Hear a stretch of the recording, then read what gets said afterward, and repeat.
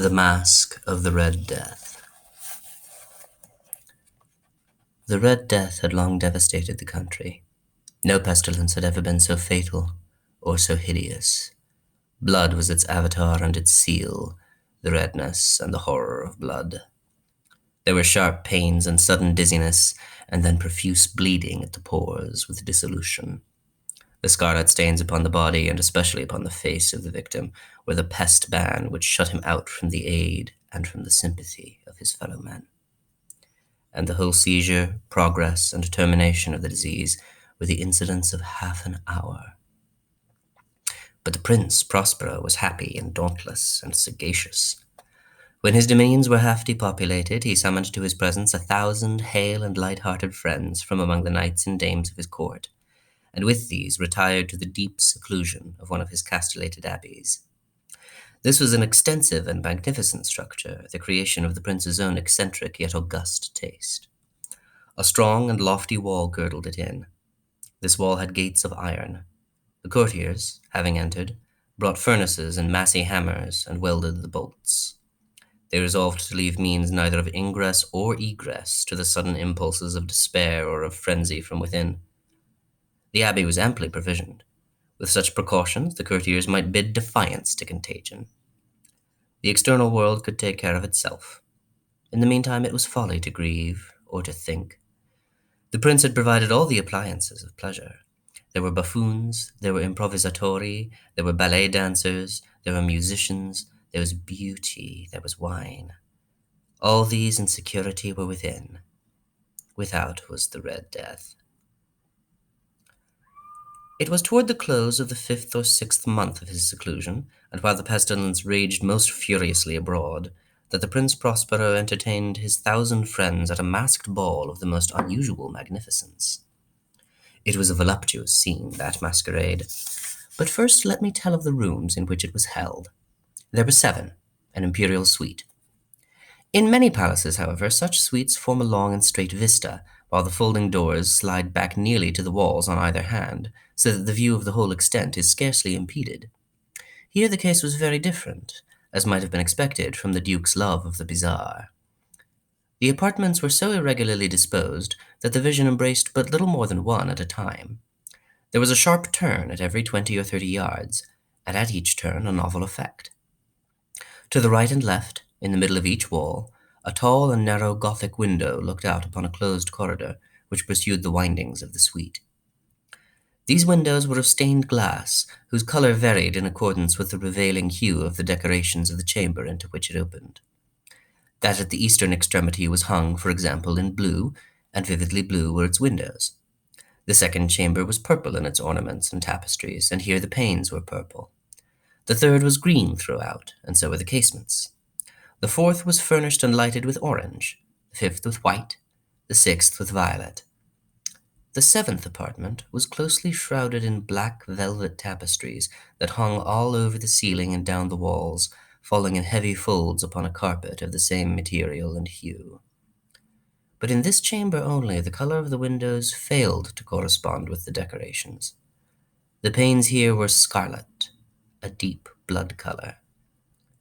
Now, in no one of the 7 apartments was there any lamp or candelabrum amid the profusion of golden ornaments that lay scattered to and fro or depended from the roof. There was no light of any kind emanating from lamp or candle within the suite of chambers. But in the corridors that followed the suite, there stood, opposite to each window, a heavy tripod, bearing a brazier of fire that projected its rays through the tinted glass, and so glaringly illumined the room. And thus were produced a multitude of gaudy and fantastic appearances. But in the western or black chamber, the effect of the firelight that streamed upon the dark hangings through the blood-tinted panes was ghastly in the extreme, and produced so wild a look upon the countenances of those who entered, that there were few of the company bold enough to set foot within its precincts at all. It was in this apartment also that there stood against the western wall a gigantic clock of ebony. Its pendulum swung to and fro with a dull, heavy, monotonous clang, and when the minute hand made the circuit of the face, and the hour was to be stricken, there came from the brazen lungs of the clock a sound which was clear and loud and deep and exceedingly musical, but of so peculiar a note and emphasis that, at each lapse of an hour, the musicians of the orchestra were constrained to pause momentarily in their performance to hearken to the sound. And thus the waltzers perforce ceased their evolutions, and there was a brief disconcert of the whole gay company.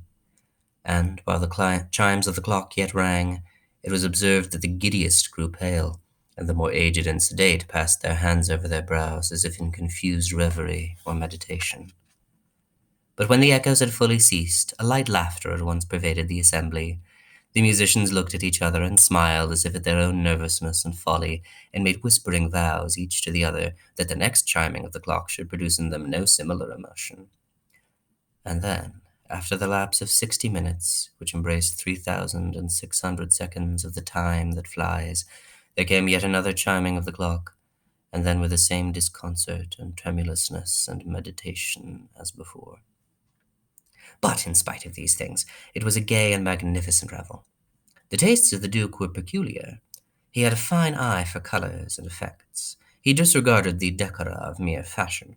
His plans were bold and fiery, and his conceptions glowed with barbaric lustre. There are some who would have thought him mad. His followers felt that he was not. It was necessary to hear and see and touch him to be sure that he was not.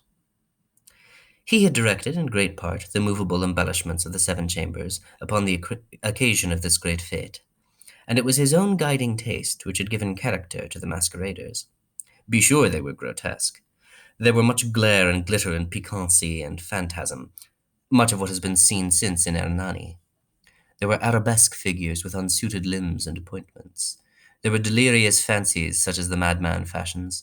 There was much of the beautiful, much of the wanton, much of the bizarre, something of the terrible, and not a little of that which might have excited disgust. To and fro in the seven chambers there stalked, in fact, a multitude of dreams, and these, the dreams, writhed in and about, taking hue from the rooms and causing the wild music of the orchestra to seem as the echo of their steps.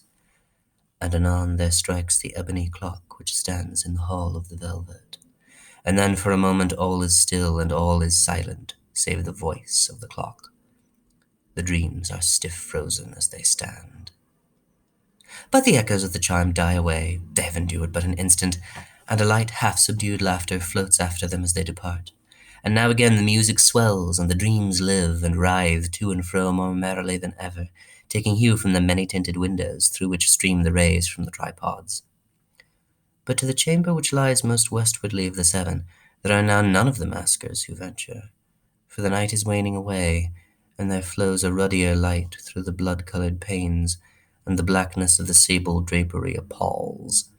And to him whose foot falls upon the sable carpet, there comes from the near clock of ebony a muffled peal more solemnly emphatic than any which reaches their ears who indulge in the more remote gaieties of the other apartments. But these other apartments were densely crowded, and in them beat feverishly the heart of life. And the revel went whirlingly on until at length there commenced the sounding of midnight upon the clock.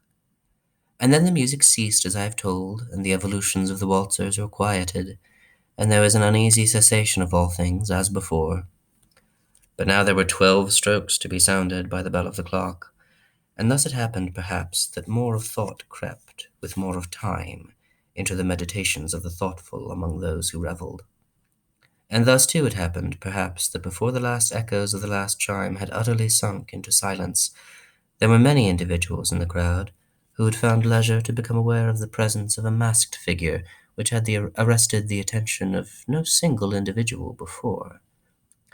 And the rumor of this new presence having spread itself whisperingly around, there arose at length from the company a buzz or murmur, expressive of disapprobation and surprise, then, finally, of terror, of horror, and of disgust. In an assembly of phantasms, such as I have painted it, it may well be supposed that no ordinary appearance could have excited such sensation. In truth, the masquerade license of the night was nearly unlimited, but the figure in question had out-Heroded Herod, and gone beyond the bounds of even the prince's indefinite decorum. There are chords in the hearts of the most reckless which cannot be touched without emotion. Even with the utterly lost, to whom life and death are equally jests, there are matters of which no jest can be made. The whole company, indeed, seemed now deeply to feel that in the costume and bearing of the stranger neither wit nor propriety existed. The figure was tall and gaunt, and shrouded from head to foot in the habiliments of the grave. The mask which concealed the visage was made so nearly to resemble the countenance of a stiffened corpse that the closest scrutiny must have had difficulty in detecting the cheat. And yet all this might have been endured, if not approved, by the mad revellers around. But the mummer had gone so far as to assume the type of the Red Death. His vesture was dabbled in blood, and his broad brow, with all the features of the face, was besprinkled with the scarlet horror. When the eyes of Prince Prospero fell upon this spectral image, which, with a slow and solemn movement, as if more fully to sustain its role, stalked to and fro among the waltzers, he was seen to be convulsed, in the first moment with a strong shudder either of terror or distaste, but in the next his brow reddened with rage. "Who dares," he demanded hoarsely of the courtiers who stood near him, "who dares insult us with this blasphemous mockery? Seize him and unmask him, that we may know whom we have to hang at sunrise from the battlements." It was in the eastern or blue chamber in which stood the Prince Prospero as he uttered these words. They rang throughout the 7 rooms loudly and clearly, for the prince was a bold and robust man, and the music had become hushed at the waving of his hand. It was in the blue room where stood the prince, with a group of pale courtiers by his side. At first, as he spoke, there was a slight rushing movement of this group in the direction of the intruder, who at the moment was also near at hand, and now, with deliberate and stately step, made closer approach to the speaker. But from a certain nameless awe with which the mad assumptions of the mummer had inspired the whole party, there were found none who put forth hand to seize him, so that unimpeded he passed within a yard of the prince's person, and while the vast assembly, as if with one impulse, shrank from the centres of the rooms to the walls, he made his way uninterruptedly, but with the same solemn and measured step which had distinguished him from the first, through the blue chamber to the purple, through the purple to the green, through the green to the orange, through this again to the white, and even thence to the violet, ere a decided movement had been made to arrest him. It was then, however, that the Prince Prospero, maddening with rage and the shame of his own momentary cowardice, rushed hurriedly through the 6 chambers, while none followed him on account of a deadly terror that had seized upon all. He bore aloft a drawn dagger, and had approached in rapid impetuosity to within 3 or 4 feet of the retreating figure, when the latter, having attained the extremity of the velvet apartment, turned suddenly and confronted his pursuer. There was a sharp cry, and the dagger dropped gleaming upon the sable carpet, upon which, instantly afterwards, fell prostrate in death the Prince Prospero. Then, summoning the wild courage of despair, a throng of revellers at once threw themselves into the black apartment, and seizing the mummer whose tall figure stood erect and motionless within the shadow of the ebony clock, gasped in unutterable horror at finding the grave cerements and corpse-like mask which they handled with so violent a rudeness untenanted by any tangible form. And now was acknowledged the presence of the Red Death. He had come like a thief in the night, and one by one dropped the revellers in the blood-bedewed halls of their revel, and died each in the despairing posture of his fall. And the life of the ebony clock went out with that of the last of the gay, and the flames of the tripods expired, and darkness and decay and the Red Death held illimitable dominion over all.